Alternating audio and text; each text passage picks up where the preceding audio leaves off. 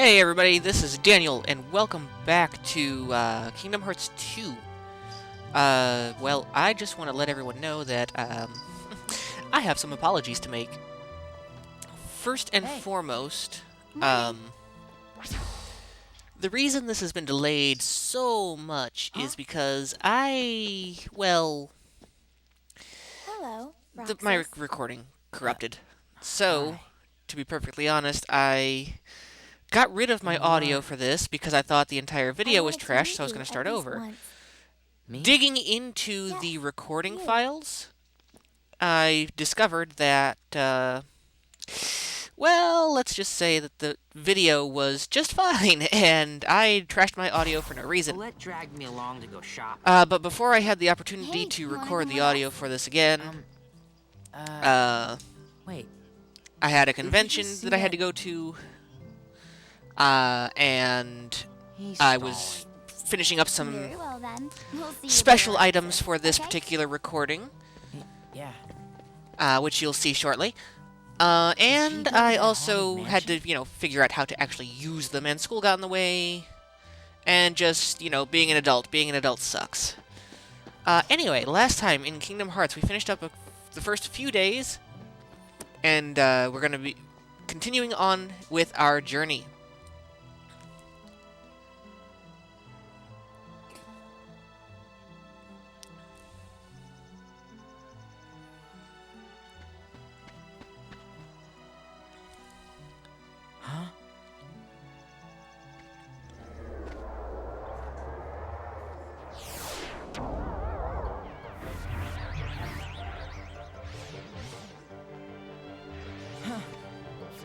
Let me go. The enemy's trying to get us. No! Oh, and yeah, this is also going to have to wind up being post-commentary. I should have mentioned that. So it's going to be exceedingly different. Who's that? Not going to be able to give you my opinions on what else going on, just because I've seen this a lot.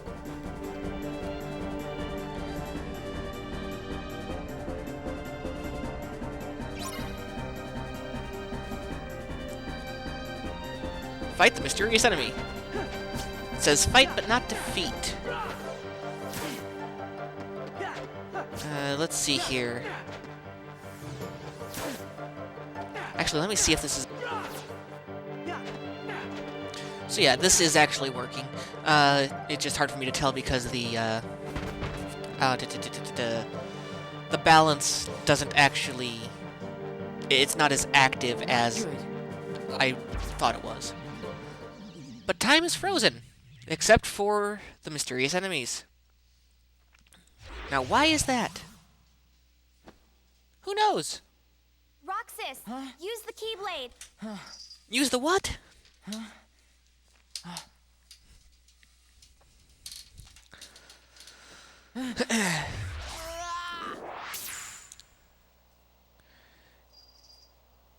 And now, welcome to one of my most favorite places in all of the Kingdom Hearts series, the Dive into the Heart. I just find it to be a very beautiful place. But we've got floating weapons. These particular weapons, the sword, the staff, and the shield, will dictate what skills we get at what level. I'm not going to post that yet. I might do it in annotations, so make sure you've got annotations on in case I do that. The sword will give us certain skills, mostly attack skills. The magic wand will give us, obviously, magic skills. But I personally prefer going for the shield because, again, I state, you can't lose if you don't take as much damage. So I want the defensive skills, and one particular skill will be given to us around mid-game, I want to say, that is exceptionally useful, I feel. At least for my purposes in getting certain items, I will need it. So, we now have full access to the Keyblade. And as such, we can now actually defeat these enemies.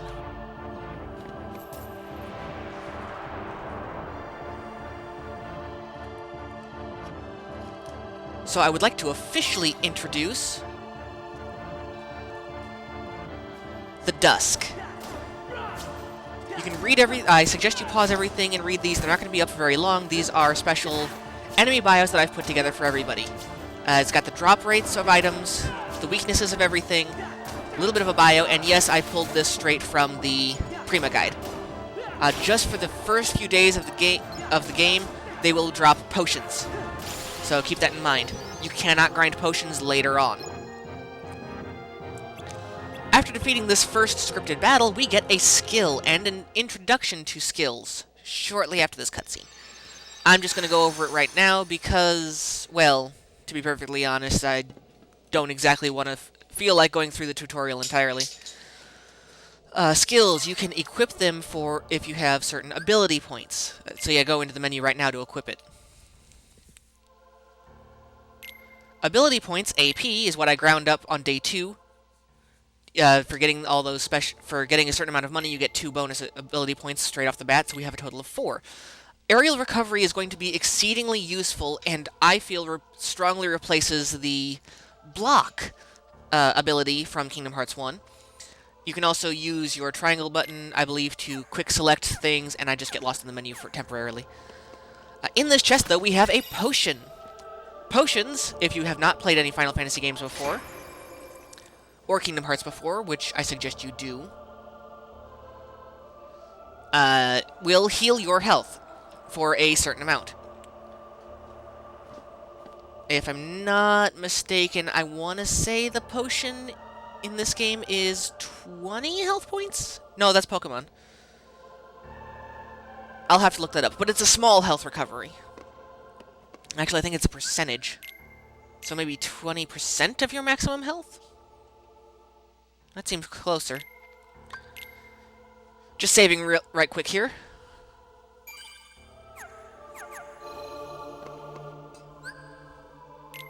Oh, I also want to apologize for the quality. Like I said, the recording corrupted, so this is the best it got. The shortcut menu. I should talk about that. If you hold in the L1 button, you can access a shortcut menu, meaning each of your buttons on your button pad, X, circle, square, triangle, can be assigned to have a certain magic, spoiler, or item equipped to it, so you can just quickly access it whenever you require it. Items also can be automatically reloaded, meaning as soon as you're out of a particular battle instance, it will instantaneously put any items in your bag into your active inventory to be readily used again, so long as you've got them. That being said, you can only have a certain amount of items available to you per battle instance. So, such as the potions, you can only, I believe I'm correct, you can only have 2 potions available to you at a time. And there you saw the aerial recovery take effect. I really should be using the reversal, but I don't think I used it like I normally do just for the sake of time, because playing casually, I like to do 1 reversal and a hit and a reversal and a hit, just so they just don't hurt me too much. But like I said, for the sake of time, I just move along. In that chest, we've got another potion, and up here we have the final platform in this particular area, which is just going to have a lot more dusk on it. Nothing special. But you're going to see me using aerial recovery a lot. I'm trying to make sure that I take out every single dusk just for the bonus experience points early on. Because everything in this game is really easy if you've got a high enough level. And level grinding is not that difficult, but it's time-consuming.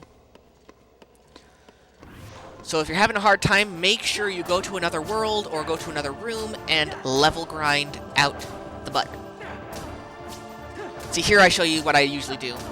Because reversal, if you use a reversal in a group of dusk, they all get confused, and you can take them on one at a time. really, really easy way to go, but again, for the sake of time, I tried to avoid doing it as much as possible. Until just now.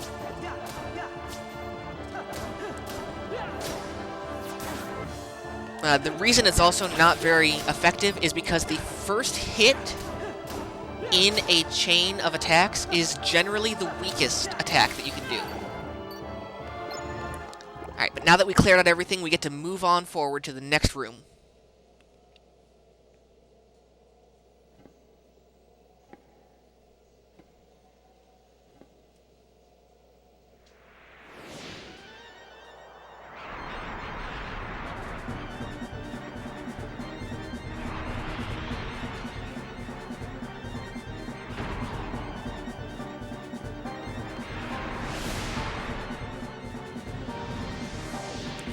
I'd like to introduce to everybody the very first full-fledged boss we have to encounter.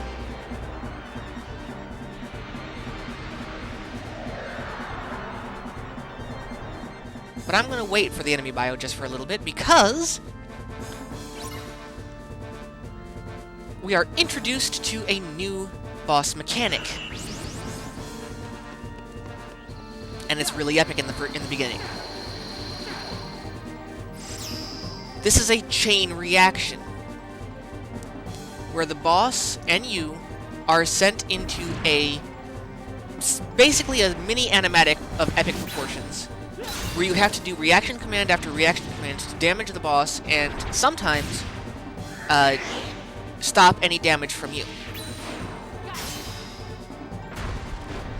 And yes, these particular reaction commands do deal damage to the boss, and it's generally a lot more damage than you could normally deal on your own.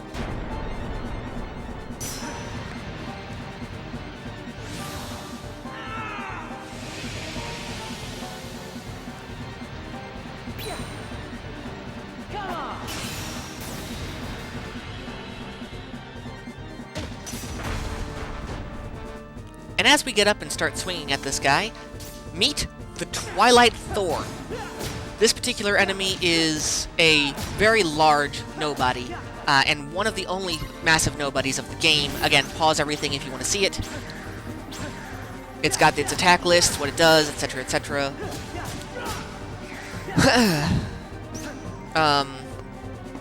But you don't actually find out this guy's name because Roxas doesn't have access to a particular item called Jiminy's Journal. Which, a little interesting fact, even though the main character of this game never encounters the Twilight Thorn, it is still found in Jiminy's Journal.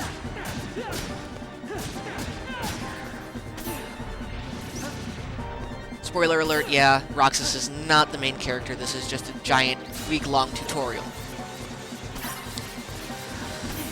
Now, if you're very keen-eyed, you'll see that there are additional nobodies on the field called creepers. I'm not going to put up a bio of them just yet, as it would be not very prudent. We're not fully encountering them yet. They are basically just a nuisance.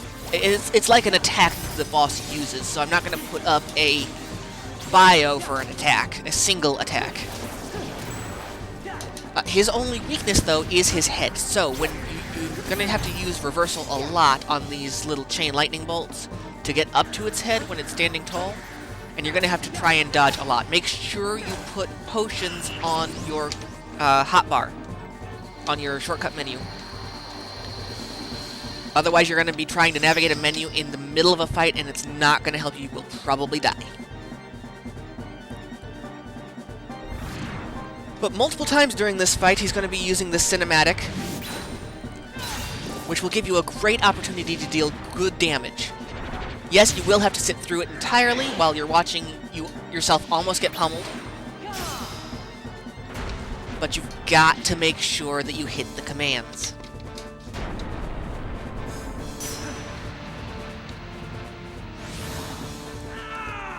Because that Spirit Bomb will hurt.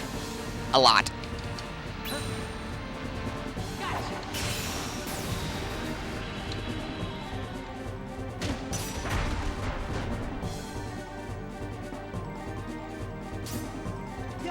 something else I want to point out. The reason I'm not doing light hit after light hit after light hit and just going on with the combos, besides the fact that they deal good damage, the only way you can defeat a boss in this game, which I think is absolutely ridiculous, is by landing a finishing blow. And a finishing blow is generally the end swing of any combo. So even if the boss has, we'll say, 1 HP left, if you just do one normal swing, it's not going to kill it. You have to land a finishing, an end combo blow. It'll get a lot easier later on in the game when you have access to certain skills. One in particular that I can't wait to get. But it's annoying, to say the least. Kind of like my voice. But we're almost finished here. And again, like I said, aerial recovery is a must.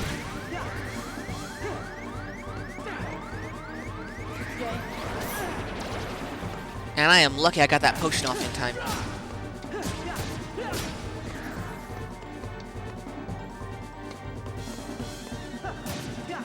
See, I can't even tell if I'm hitting his head, so I'm just swinging wildly at this point. There we go, got him.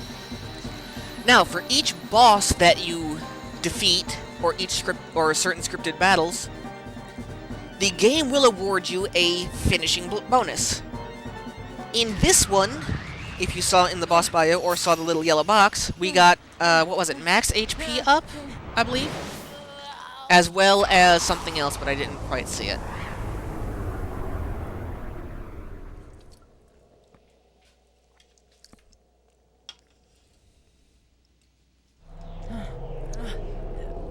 And again, the reason, not again, but the reason I didn't quite see it is because I'm not actually paying much attention.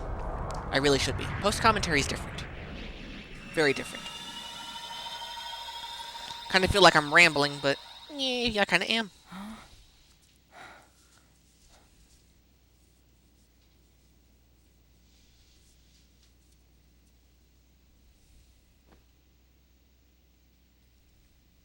My name is Nominee. Hello, Nominee. Nice to meet you. Roxas. Do you remember your true name? Say no more, Nominee. But if no one Hello, tells guy I them, hit with a stick. Roxas will... It's best Not still he mad, doesn't are know you? the truth. Hey, you're that pickpocket. And you're not even concerned where you are, Roxas. You're mad because he stole your money. Good job. Whoa.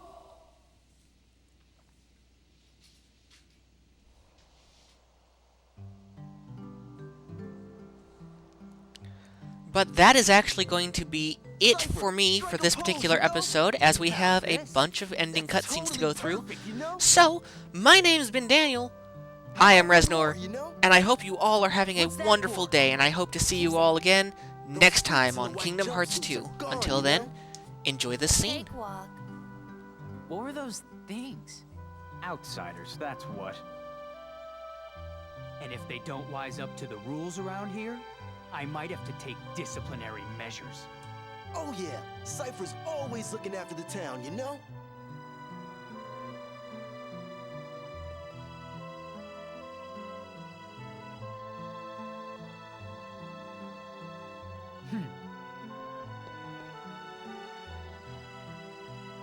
Wait up!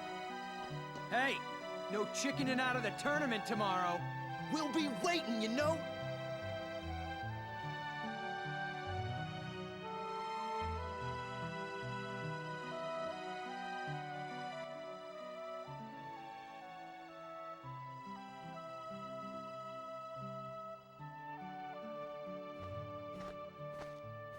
So, you hung out with Cypher's gang today?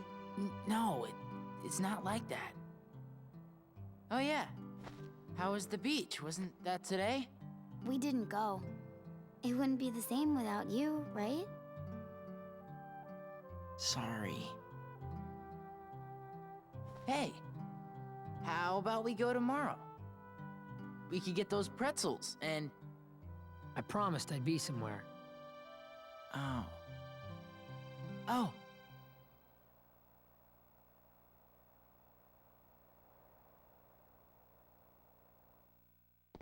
You and I have to make the finals. That way, no matter who wins, the four of us split the prize. Okay, you're on. You two are gonna clean up. Go get him. It's a promise.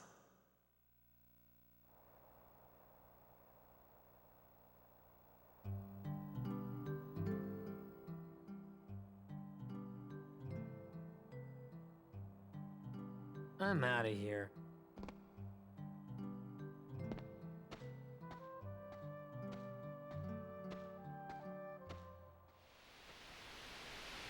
Restoration at 48%.